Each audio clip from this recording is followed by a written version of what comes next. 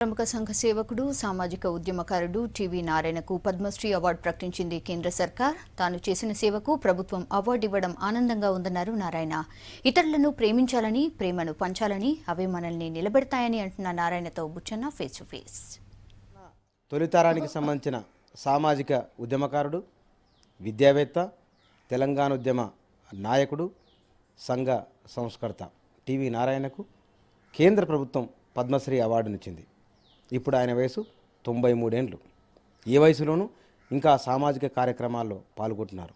తనకు అవార్డు రావడం పట్ల ఆయన ఎట్లా ఫీల్ అవుతున్నారు, తన సామాజిక జీవితం గురించి ఏమనుకుంటున్నారు, ఆయన ద్వారానే తెలుసుకుందాం. కంగ్రాట్స్ సార్ నారాయణ గారు, మీకు అవార్డు వచ్చినందుకు కంగ్రాట్స్. మీకు అవార్డు వచ్చిన విషయాన్ని మొదటిసారిగా ఎవరితో పంచుకున్నారు, ఎవరికి చెప్పారు మీరు? నా వెల్ విషర్స్ చాలామంది ఉన్నారు, చాలా పెద్ద దేశభక్తులు ఉన్నారు. వాళ్ళు వస్తుంది అన్నారు కానీ వాళ్ళకే సందేహంగా ఉన్నది.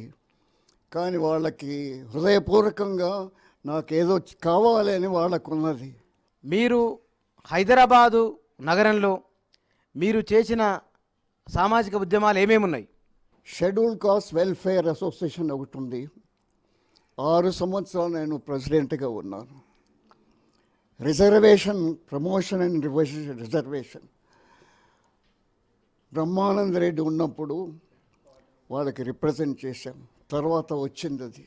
కానీ దళితులు చాలా మటుకు పురాణాలను ఈ మధ్య వస్తూ బాగా విమర్శ చేస్తున్నారు. కానీ మీరు పురాణాల మీదనే ఎక్కువ స్టడీ చేసినారు, ఎందుకోసమని?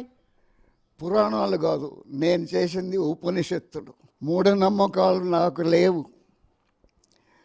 లేవు. ఆర్య సమాజంలో పుట్టి పెరిగాను కనుక నాకు మూఢనమ్మకాలు లేవు. అయితే ఆర్య సమాజంలో కూడా వర్ణ వ్యవహారం ఉంది. అది దానివల్ల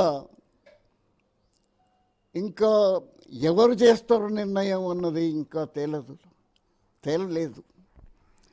కానీ బెటర్, అన్నిటికంటే బెటర్ అనే సిద్ధాంతం ఉంది కాబట్టి అది నడుస్తుంది. దళితుల్లో చాలా కులాలు, ఉపకులాలు ఉన్నాయి కదా. ఒక సీనియరు నాయకునిగా, విద్యావేత్తగా ఇవాళ ఉన్న దళితులకు మీరిచ్చే సందేశం ఏమిటి? నేను దళితులకు చెప్పేది ఏమిటంటే, ఇది ఎన్నాళ్ళు రిజర్వేషన్ ఉంటుంది, ఉండదు. అందుకే మెరిట్ తేవాలి, బాగా కృషి చేయాలి, కాంపిటీషన్లో నిలబడాలి, బాగా కష్టపడి తప్ప ఇంకా మార్గం లేదు. ఎన్నాళ్ళు ఉంటుంది ఇది? 5 ఏళ్ళు 10 సంవత్సరాలు ఉంటుంది, పోతుంది. కనుక దానికి మీరు తగినగా తయారు కావాలి, అయితే తప్ప మార్గం లేదు. ఇన్ఫీరియారిటీ మనస్సును తీసేసేయాలి. You are second to none అనే మాట డాక్టర్ అంబేద్కర్ కూడా చెప్పాడు. You are not second to none, నువ్వు అందరికీ సమానంగా, you are inferior to nobody అనే మానవత్వాన్ని తెచ్చుకొని బాగా కృషి చేయాలి. వర్క్ ఇది నా స్టూడెంట్స్లో ఇది నింపే ప్రయత్నం చేశాను. అందులో మినిస్టర్లు ఉన్నారు, ఎంపీలు ఉన్నారు, ఎమ్మెల్యేలు ఉన్నారు, జడ్జిలు ఉన్నారు. మీకు ఇష్టమైన రాజకీయ నాయకుడు ఎవరు? సదా లక్ష్మమ్మనా, ఇంకెవరైనా ఉన్నారు? రాజకీయం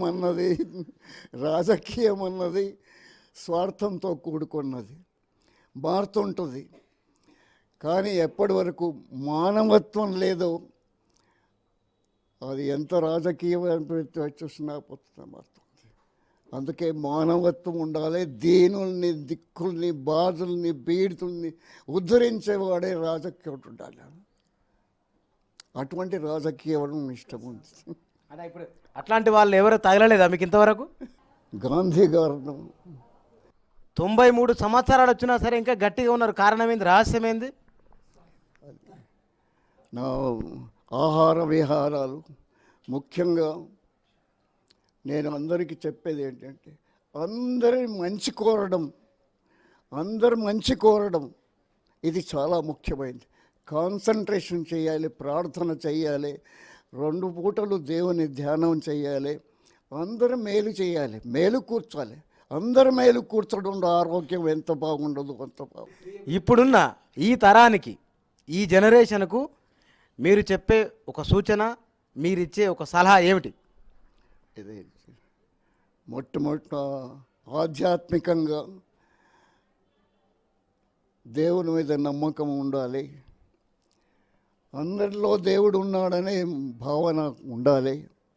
అందరికీ సేవ చేయాలనే భావన ఉండాలి. బాగా కృషి చేయాలి. రిజర్వేషన్ ఎప్పుడు ఉండవు. రిజర్వేషన్ లేకుండా నేను మెరిట్ సంపాదించుకుంటాననేది ఉండాలి. అది నేను ఉన్న వాళ్ళకి ఇప్పుడు చెప్తాను. షెడ్యూల్డ్ కాస్ట్ ముఖ్యంగా చెప్తాను. 93 ఏండ్ల జీవితం ఎట్లా గడిచింది? హ్యాపీయేనా? చాలా సంతోషంగా ఉంది. నేను టీచర్ని, నా బ్యాంక్ అకౌంట్ పైసలు లేవు, కానీ నా అందరూ మంచి కోరుతాను కాబట్టి నాకు చాలా సంతోషంగా ఉంది. ఒక అడవు కూడా బాధపడగానే టీచర్ నేను చాలా సంతోషంగా ఉన్నాను. ఎంత జీతం? ఆ? జీతం ఎంత? ఎంత? జీతం సాలరీ 30 రూపాయలతో ఆరంభం చేశాను. టీచర్గా ఉన్నప్పుడు 30 రూపాయలు, కానీ ఇప్పుడు పెన్షన్ వస్తుంది. ఫ్రీడమ్ ఫైటర్స్ పెన్షన్ కూడా వస్తుంది. స్టేట్ మినిస్టర్గా స్టేట్ ఆఫీసర్గా ఉన్నాను, అది కూడా వస్తుంది. సరిపోతుంది సార్, చాలా సంతృప్తి. అందరి మేలు కోరినందువలనే తాను ఇలా ఉన్నానని, అందరి మేలు కోరడమే సమాజ మేలని చెప్తున్నారు నారాయణ.